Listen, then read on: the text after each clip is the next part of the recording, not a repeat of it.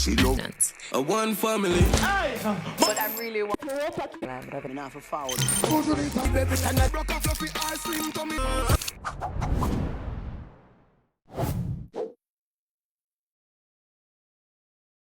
Sentence. No, they're saying they wish us to submit to them further information so that they can take a decision on what is the sentence that would be appropriate in the circumstances. Yes. So they are particularly asking for time spent in custody. So we will have to send, we have 7 days to send that material to them, and then you will hear the what the sentence is that they think is appropriate, what they will take into account, and then they will make a decision on that. Which is an indication that they have already agreed that it should be reduced, or they will be convinced by the arguments presented. I would say they have already agreed it should be reduced, but as to by how much, yes, it should be reduced. Then it will depend on how long each person has been in custody. That seems to be the center of their decision, how long they have been in custody until trial. Right. Appreciate it. Yes. Did you have discussions with Mr. Palmer last evening when you got word of the? No, well, you know, it's we are on lockdown, COVID lockdown, so there is no way they're going to allow us in the prison. But Mr. Finch and I will communicate with him through the authorities, and then we will take a decision on the matter. We actually have spoken to him already on the issue, so we have an idea where we are going. We were prepared for all eventualities. As you are well aware, we don't sit in the Court of Appeal, so we have to wait on this decision. So we have gotten it today, and I believe Mr. Pinkston is not here, but we work together, and I believe we'll be going to the Privy Council. Are you surprised by the decision? No, the public pressure is such that there's a lot of negative for Vybz Kartel from certain persons and certain areas of the society. So we expected it.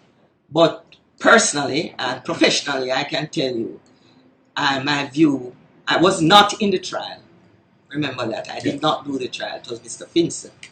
But when I read the transcripts, which were 10 volumes, it was my view that he did not get a fair trial. So we are confident in that, and we will be pursuing that. Too early now to talk about the points you will argue before the Privy Council. Well, the entire bundles, we have to prepare all the bundles. We have to go for leave. That's the first thing. There are constitutional issues, because, you know, fair trial is a constitutional issue. So we will basically be arguing that again. How do you expect that he will be informed of this decision? Well, we, as attorneys, myself and Mr. Finson, will have to contact the correctional institution and speak with the officers in charge there, and then we could ask to speak to him by phone, and they could, just as we did a teleconference a while ago, and then we'll inform him. But media being what it is, I'm sure he knows already.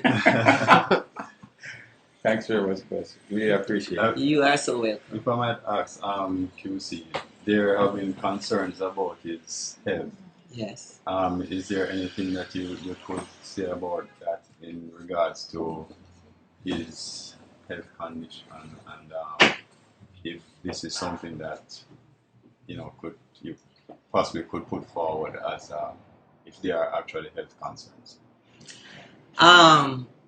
The only way those health concerns can be used is had retrial been ordered, and then we would have to go back before the court for bail, and certainly that would help us. But we especially Mr. Finson, follows up his condition.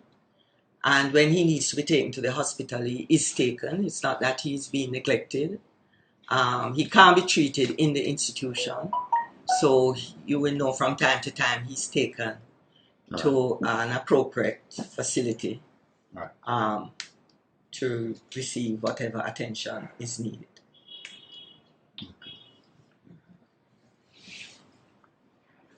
Any more questions? Well, people just want to understand what exactly this means now for him because they don't fully understand what that means. Okay. What is next? Well, it basically the court has said that they have they are not allowing the appeal. It's a legal term, but basically it means he stays convicted of the offense of murder until any other court says otherwise. So that is why we would go to the Privy Council. As you know, the Privy Council is the highest court that we can appeal to. And it's more or less the same process that we do here. Much more paperwork. And we will have to retain counsel in England, in the UK, Queen's Counsel. We have persons on standby. We have prepared for all of this. Okay, so if they have denied the appeal, what do you need the extra 7 days for then? Okay, they have given us 7 days to submit some papers. They give us a reasonable time because they know that there's a COVID shutdown right now and state of emergency. So they have given us sufficient time to get the matters before them. It's basically it, not anything great. And then we will hear from them again as to the sentence for each person separately. So it is possible that the Court of Appeal will reduce the sentence? Oh, that's a possibility. I think that is a real possibility. But where it relates to getting him off completely, you'll have to go to the Privy Council. Correct. Okay, thank you. But it means to me, ladies and gentlemen, that the trial, it looks small to you, but to us as legal persons, the fact that they are looking at reducing it is something that inures to our benefit. Thank you. So we will pursue that with the usual vigor. Right. But any ideas though? Vybz seem to have been in positive about the possible outcome. Any particular reason why he would have? Yeah, would have been positive. Outside. I mean, he seemed almost certain. Yes. Well, listen. It's like everything in life. You face a situation which can have dire effect, and you remain positive because positive is what carries you through. As I tweeted yesterday, you remain positive because the other options are just not what you... Not options. Yeah, they are not options. But frankly, I believe he was emboldened by the level of the representation and the grounds of appeal because we gave him copies. And we still are of the view that they are good grounds. But we don't make those decisions. That's why we are lawyers. We argue until we get what we are satisfied with, and or when we can't argue anymore. With COVID running rampant, do you have any ideas to say when that process with the Privy Council would even be able to begin? That's a very, very, very important question. But we have to go to the Court of Appeal here for leave. We just don't go up there. We have to go for leave here. So there's a intermediate stage before we get there. But sometimes it will take a year, thereabout. It's not a quick process. And that's under regular circumstances? Yes, under regular circumstances. It's not a quick process. But of course, the UK is under so much stress now, we don't know when the courts will be up.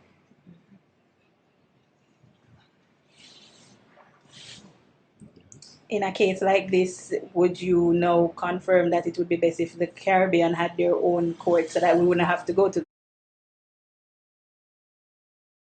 the Privy Council? Oh, why did you ask? And it's not because our intellectual level in brilliant jurists here. And I've been kind of shifting my position towards the Caribbean Court of Appeal, Court of Justice. But right now I still am in the Privy Council. We have had experiences there they listen to, and one of the most important things has been no bias. The Privy Council, they don't know who Vybz Kartel is. They don't know who Valerie Roberts is. And frankly, they don't care either. So, to me, our arguments are devoid of any bias. So you believe you'll get a fair trial at the Privy Council? I believe we will be listened to. I believe the grounds are substantial. And I believe, most of all, that no justice system can survive if we don't have fair trial. And that is where this team puts their emphasis. I was alarmed at how this trial proceeded, and I believe all accused persons must get a fair trial. If a jury, having heard all the evidence put before the jury, and they take the decision, then that's where it rests. But I am not satisfied, and that's my professional view and my personal view. I think I exhausted my question, but just give me one more. Yes. I see you keep making reference to an unfair trial. Mm-hmm. Just explain for our listeners and our viewers, Mm-hmm. one or two of the areas that you thought were particularly bad in terms of the unfair trial. Okay. Luckily, I refreshed my mind last night, my memory last night. There was a lot of text messages taken from phones. And one of the things that the prosecution's evidence revealed, this is not defense witnesses, is that the phone from which these text messages were taken was placed in a locker by the police officer who received it, and that the key for that locker was placed on top of the locker, and that persons would have access to the phone. In addition to that, I believe that there were several days, there was material on the phone. On the 9th, 10th, 11th, 12th, maybe the 13th and the 14th, which indicated that the phone had been used. That is, somebody was handling the phone. Now, in those circumstances, you can delete, you can change context of messages, texts, you can add. So in our view, the phone was compromised because you can manipulate that, and we didn't feel that that should have been left to the jury, and the jury should have been made to rely on it.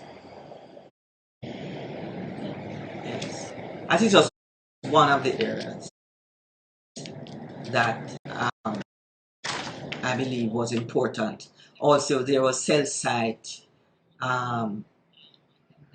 records that indicated that when the witness said he was in a particular place, the cell site information showed he was over in Portmore. In addition to that, at the time that it is said that this thing occurred, the hospital records show that Mr. Palmer was not in Haveldale. So, those are just a few I can remember, but there's a lot of material, including pre-trial publication, negative publications. I think you, the media, might remember that there was some burning down of some Digicel wires or material.